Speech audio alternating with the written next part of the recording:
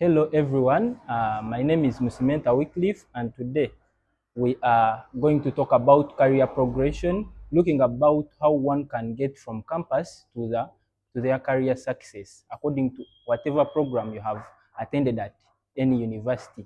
So today I bring you a lecturer at Makerere University Business School, an HR profession, and a researcher who is also an entrepreneur. Her name is Madam Leah Nabuzale. Madam, you're most welcome to the Rest of Us podcast. Thank you so much for having me, Wycliffe. Like Wycliffe has already introduced me, I'm genuinely delighted to be here and to be in this place to talk about what he has just mentioned, career progression. This is a very important topic, by the way, when it comes to students out there, regardless of which program or which course you're doing. This is a very critical topic, and I'm glad. I thank the Rest of Us team Yes. for this initiative and for giving us this platform to talk to the young people, or where the young people can actually meet and discuss issues that directly affect them. Yeah. Okay, thank you so much, Madam. We are really humbled and grateful to have you on our podcast today. And then we shall start on, and I'm asking, according to your experience you have in this as a lecturer and all that we've said, what do you think a student there at any university can do to prepare themselves for a career they wish to take on too? Thank you so much, Wycliffe, for that question. Students out there are actually struggling, I will say. But this is what I think a student should do. Any student should actually be able to do to prepare for their career. One, you need to start preparing for your career the very first day you step at the university. Most students wait for when they graduate or even during final year when they start now thinking of building a career or finding a job. But I want to tell you that graduation is just an event. A student should build 5 things the moment you step at campus. And by saying this, I do not mean that a first year student should spend their first year trying to figure out or even making a choice of a job or a career that they will do for a lifetime. When you step in first year, yeah, we can use maybe first year for self-discovery. But a student is supposed to build what we call skills. You have to build skills. You have to build character. You have to build relationships. You have to also build what we call consistency. And you have to, because I prefer calling it relationships instead of networking, you also have to build knowledge. So academic knowledge is very excellent, but also you have to work on your character. You have to work on the relationships or connections, but you also have to be consistent. So because employers are looking for people who can create value. So start being ready as soon as you step in the university. You can be very intentional in doing these things. You can try to take on leadership positions. You can you can lead a professional association of students, a students association, like the HR association for Yes, the madam. HR students. You can even be a class representative. You can lead a project. You can lead anything, but you have to be ready. When I talk about building skills, try to build skills, something that your course is not going to teach you. Are we together? You have to learn to communicate clearly. You have to learn to use technology. You have to learn to be adaptive. You have to learn to push yourself out there. Build confidence. One thing, build confidence. There are things that we are not going to teach you, or your course or your lecturers are not going to teach you in class, but you have to build them on your own. When talk about building relationships, Yes, madam. learn how to build meaningful relationships with people. Most of you look at networking. When students look at networking, they're probably thinking, if I know this person, what am I going to gain from this person? So most of the times you think of calling that person at the time when you desperately need the person. Yeah. But then that you're going to look like a user in that case, because you're looking at how do I benefit from this person.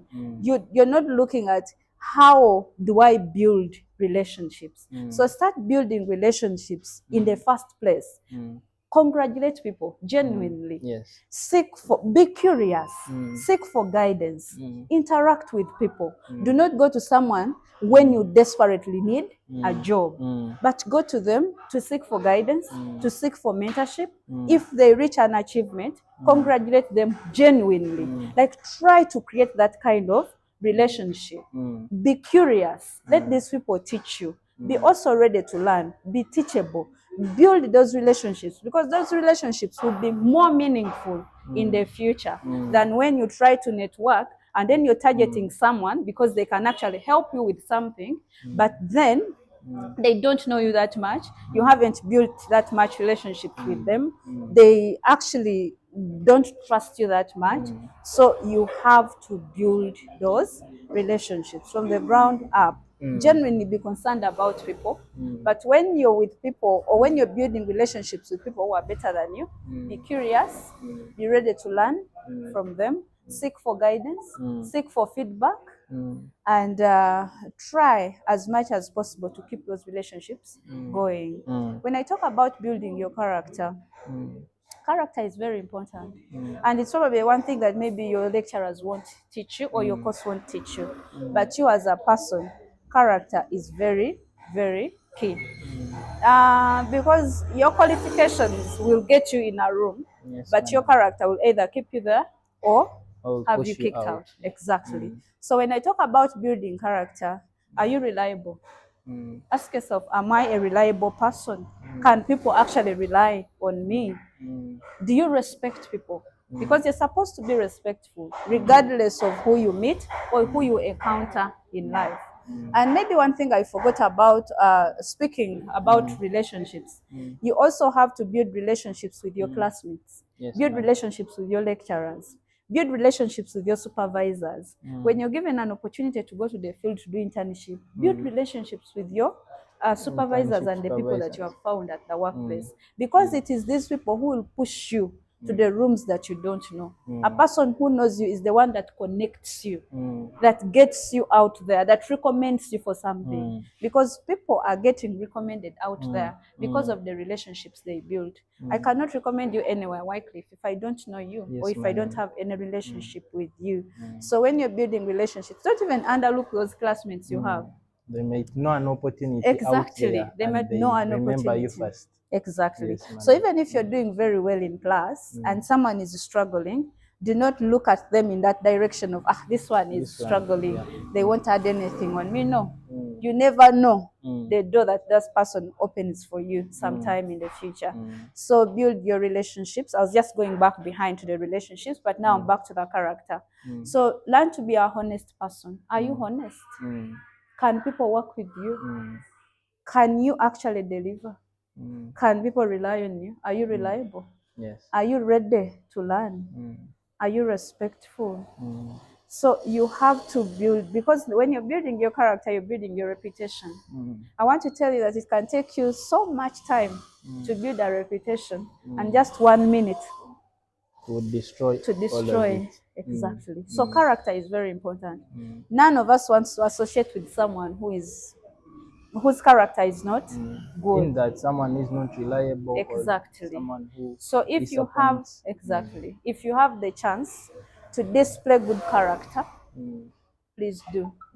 Build a good character. Be polite, be humble, be trainable, be respectful, be honest, and be reliable. So madam, meaning employers are actually not looking at only the grades that you have made out when you are in school, but they want to see what can you do, what. Absolutely.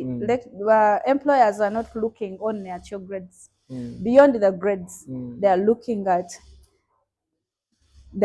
competence, they are looking at character, and they are looking at consistency. Because the grades are good, and absolutely you have to work for good grades, because grades show discipline of a student and ability to understand.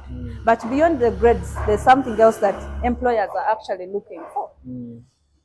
because your transcript will tell us what you studied. But do you actually, you can have an idea or knowledge about recruitment, Yes. but can you actually do recruitment? Can you, if they tell you to transfer that knowledge into practice and apply it, can you apply that knowledge? Madam, we have faced a challenge as new people who are actually at the entry level, that most of the jobs today require you to have experience of 2 to 3 years, and then you're saying we don't have that real skill in recruitment, or in any other field. Talk about people who are joining accounting and other stuff. How best can one say that you can fit those years of experience, or you can have the skills and do the same?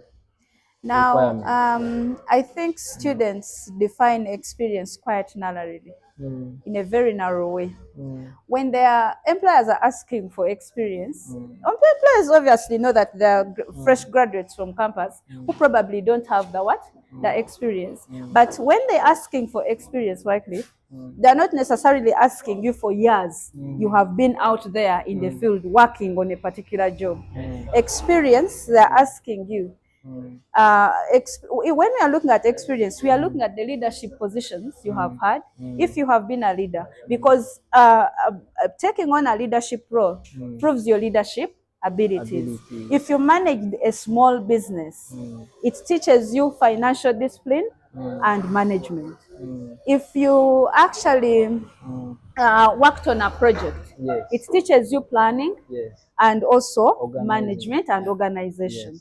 If you led a team of students working on a project, or maybe a students association, it is also teaching you leadership.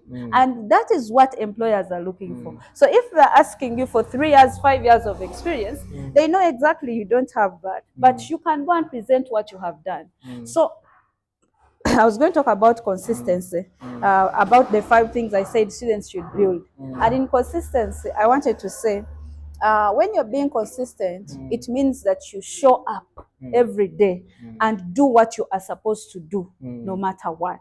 So you are consistent in trying to build something that you want. So you must have a direction in life as a student and work towards that, and be consistent working towards that. So as you work, as you take up those leadership positions, as you're working on a project, as maybe you have a small business somewhere, as you're managing, maybe it's even you can be a class representative, and that is experience enough. Keep documenting that. That is your experience. When they ask if you have experience managing, tell them you have confidently. You have managed a team, a project, a team of students. So you have led a professional association. So you have experience. So it is not always about one lying about the experience of the 3 years or the 2 years. Absolutely. But it is about you presenting yourself and be like, I have done this and this when I was in school, besides academics. Besides academics, I have done this, I have done this, and this is the achievement. And by the way, when you're talking about experience, do not simply talk about what you have done. Tell the employers what role you took, what problem you solved, and what was achieved after your contribution. So what we want to know is majorly your contribution. What was your contribution? So most of the time students shy away from these jobs because they've said you must have experience, but also build your confidence as a student, because it will give you, or it will take you to places. You just have to be confident. Do not lie, because lying doesn't look good on you. So you have to be honest and tell the truth, but when they ask for experience, you can only say that you can only confidently say, I led the team